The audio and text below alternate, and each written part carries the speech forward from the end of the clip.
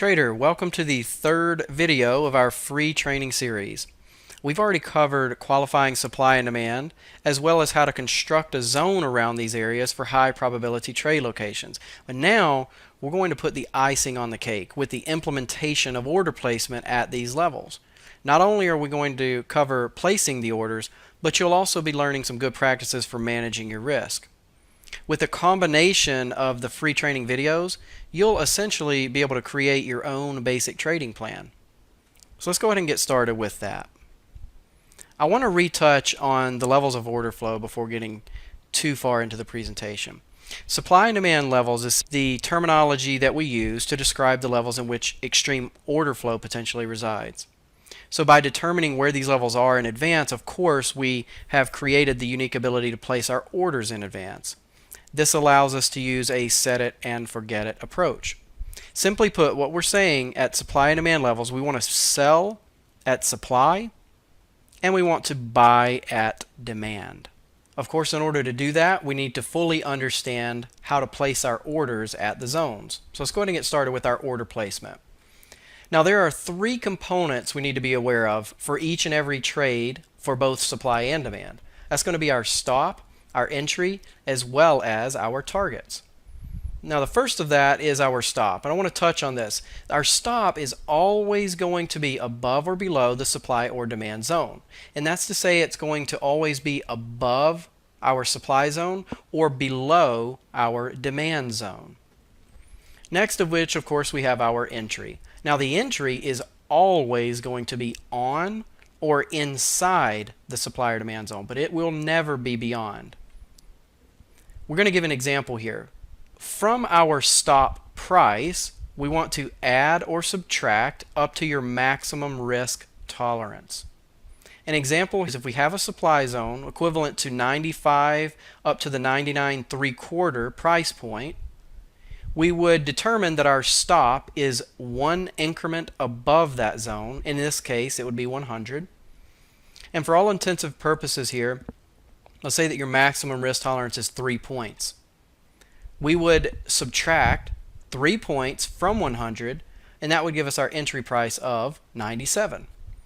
And finally, we'll look at our targets. We're going to use the closest opposing level of supply or demand.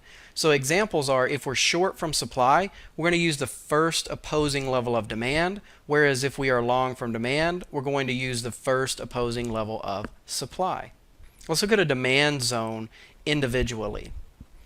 So the first thing we're going to do at that demand zone is determine our stop price. We're going to then add up to our maximum risk to the stop price. That will, of course, give us our entry price.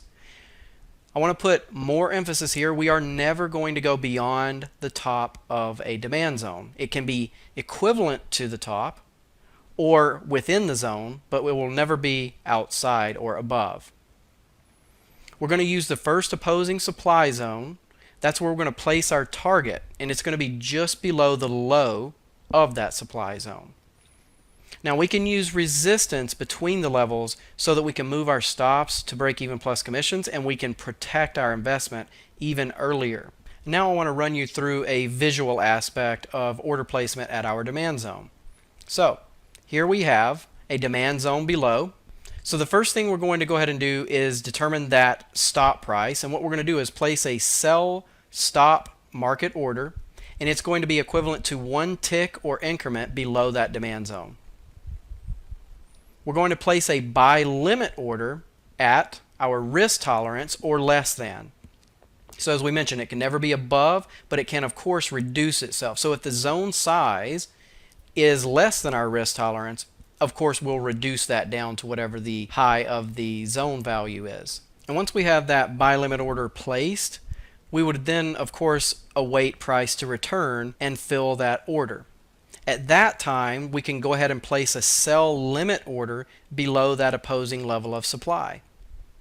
We can move our stops, but we want to wait for price to reach the closest resistance. So we're saying here, if something stands in our way from reaching our destination or profit target, then we can go ahead and protect that investment before we actually arrive there. So at this time, that stop would of course move from one tick below the zone to one tick above it, or in any case, one tick above our entry price in itself. Of course, the outcome we desire would be to reach our profit target. Now let's look at an individual supply zone. Of course, the first thing we're going to do is, as always, determine our stop price. We are going to subtract up to our maximum risk from the stop price. That's going to give us our entry price. Again, we're never going to go beyond the bottom of the zone here. Never above the top of demand, never below the bottom of supply. We're going to use our first opposing demand zone, and we're going to place a target above the high of that zone. We're going to use support and resistance, in this case support, between the levels to move the stop to break even plus commissions. So let's now take a look at the visual aspect of a supply zone order placement. Here we're going to place a buy stop market order, one tick or increment above our supply zone. We're going to place our sell limit order at our risk tolerance or less than. And we're going to await price to return, of course, to fill our entry. We can then place a buy limit order above the high of the opposing demand zone. And we can, of course, move our stops to break even plus commission after price reaches the closest support. Okay, so this is going to be the point where our stop, of course, moves from one tick above the zone to one tick below our entry price. And we always, of course, want to see that desired outcome of our target getting reached. No matter what happens at that point, we are protected. So whereas you may not make money on the trade, for all intents and purposes, we wouldn't lose it either because we've already protected our investment. And this just gives us a sense of confidence in any trade. So now we can look at our profit targets. This was that third component of each and every sense of order placement at our zones. So each person is going to vary the amount of profit targets based on the size of their accounts, risk management, etc. Some may choose to use one profit target, some may choose to use multiple profit targets. That is perfectly fine either way. So each additional profit target after target 1 should continue to simply use the same process using the next opposing supply or demand level. So if we enter out of demand, we would use the first opposing supply level, the second opposing supply level, third, and so on and so forth. There's also another option. We can, of course, trail our stop above or below each major swing or market turning point until the trend is actually broken. So I want to give you some visual aspects here so that this makes complete sense. So let's say, for all intents and purposes, we are a seller and we have our original stop here. What we're saying is you can either choose to use the opposing demand levels, or the additional option would be to use a trailing stop. And we can do that when we form new structure highs within that down move. So then we could, of course, move our stop here. And when we form a new structure high, a peak if you will, we can, of course, move our stop to that location, and so on and so forth. Okay. Finally, we would end up getting taken out of the position. As you can see, we are trailing with the market, therefore locking in profit. So this is certainly an additional option if you choose. Now I want to look at the opposing side too. We have our original stop. Let's say that we're a willing buyer and we've bought this particular instrument. We place our original stop. Our option then is to move our stop with each turning point or structure low that forms along the context of that up move. So we can continue moving our stop, of course, until price returns and takes us out of that position. Next, we'll look at our OCO or OSO orders, and this is acronyms to define order cancels order and order submits order, otherwise commonly referred to as bracket orders. Here you can see we have a sell bracket order as well as a buy bracket order. So it's going to refer to a combination of orders. This is our buy, sell, as well as stop orders. It is really used to control the entirety of our trade. Bracket orders can be used to automate all three components of the trade. So those components we were referring to earlier, the entry, stop, and target, this can be used to control all of the above. Now, why should one use bracket orders? They are very efficient, easy to use, and they automatically have our risk management in place. They require mapping. So what this is going to in itself force us to do is predefine our entire trade. We can walk away from the computer with the orders in effect, again giving us that set it and forget it approach. So we love our bracket orders, and we want to implement these for each and every trade. Now, I want to do a quick recap on what we've learned thus far. We've learned how to determine our stop price. It's always going to be one tick above supply or one tick below demand. We've learned that we're going to determine our entry price by a reduction or addition to that stop price. We've learned that our targets are going to be the utilization of our opposing zone, and we've also determined that we can have an additional option of trailing our stop if we don't want to use multiple profit targets. So we know each aspect of our trade. We know how to place it at each of our supply and demand zones. We know that we can use bracket orders to control the entirety of our order placement. So a very, very good option there, and I would strongly encourage you to consider bracket orders. Now we're going to get started with the management of our risk. This is the process of identification, analysis, and either acceptance or mitigation of uncertainty in the investment decision making. The risk management occurs anytime an investor attempts to quantify potential loss and he or she takes the appropriate action to maintain their objectives and risk tolerance. So, managing your risk can be the difference in a very long or a very short trading career. So it does contain, of course, many different factors, which we're going to start touching on now. The first of which is our account size. How much capital is in my account? This is one of the questions that I want to ask myself. We're going to go through a series of questions through the remainder of the presentation as well, really assisting in building that trading plan. So again, how much capital? What's my account size? The next thing I want to know is the amount of capital that I'm willing to risk per trade. So an actual dollar amount here. We want to get an actual dollar amount that we can withstand for losing on one individual trade. The next thing is the percentage of account size to risk per trade. So not only do we need that exact dollar amount, we need the percentage as well. And this should, of course, line up with that dollar amount. We do also want to know about our maximum position size. So the position size should maintain our risk tolerance. This is very important. We also want to know about the maximum amount of time that we're willing to hold on to each trade. So after the entry, we need to define a time span before we are going to exit. So am I willing to hold on to that trade for half an hour, a full day, a week, a month, and so on and so forth. And I now want to look at stop orders, because placing a stop is a very important factor in minimizing or mitigating our risk, as well as just simply managing the trade. So a stop should be placed at every trade. This applies to all of the above: day, swing, position, as well as long-term trading.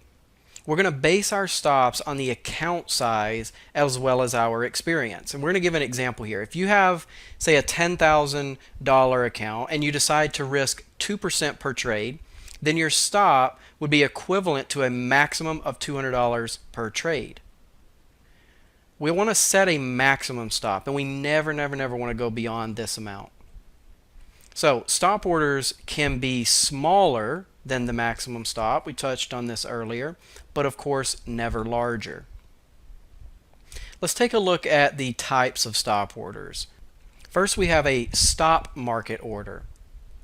Once the stop price is hit, this would mean that the trade is immediately filled by the closest willing buyer or seller. Price can, in this particular market type, it can vary depending on the volume, otherwise known as slippage. So for all intents and purposes, if we reach a stop market order and it is of course executed, it doesn't necessarily mean we're going to get that exact price point. We may slip up or down a tick or two, or even potentially more. Next, we have our stop limit order. Now once this stop price is hit, a limit order is immediately placed at that particular price.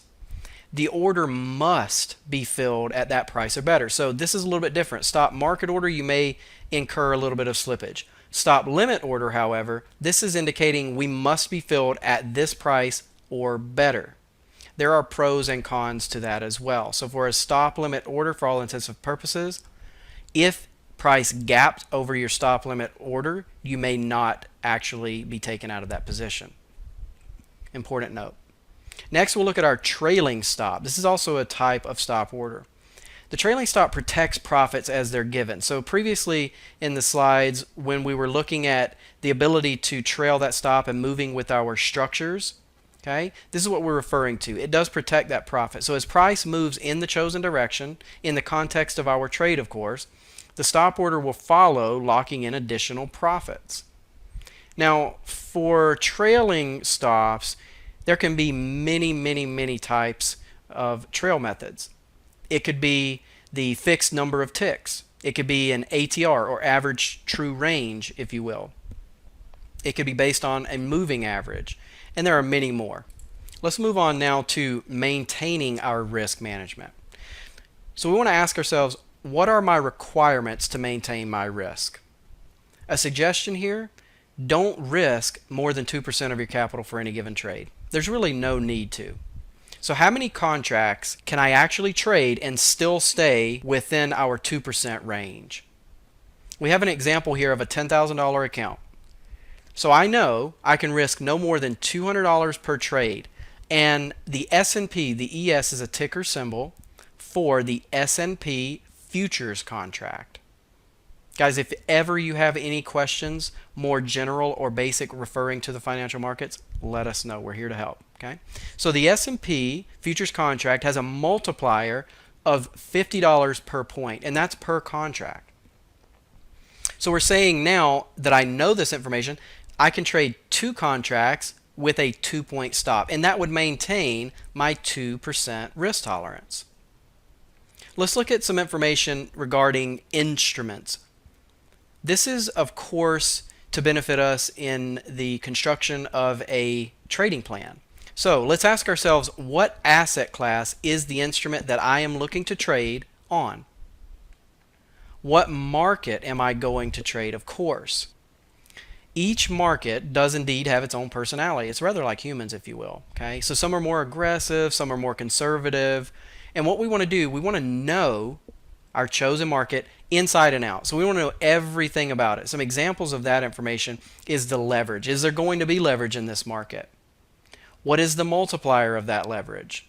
What time is this instrument traded, and on what exchange does it reside on? So those are some examples of what we want to know about the instrument and the asset class and so on and so forth. What is it that we're looking to trade? We really need to have that information, because if we don't know it, we may be risking more than we realize, because perhaps the multiplier is more or less. Okay, so we really need to know those markets inside and out before we ever look at placing any trades on the corresponding market or instrument. Next, we'll look at our time requirement. Some questions here to ask yourself is, how long will I trade X amount of contracts? A suggestion here, guys, set a time to trade that amount of contracts and really stick to it, even if your capital grows faster. And this is going to be a difficult thing to do.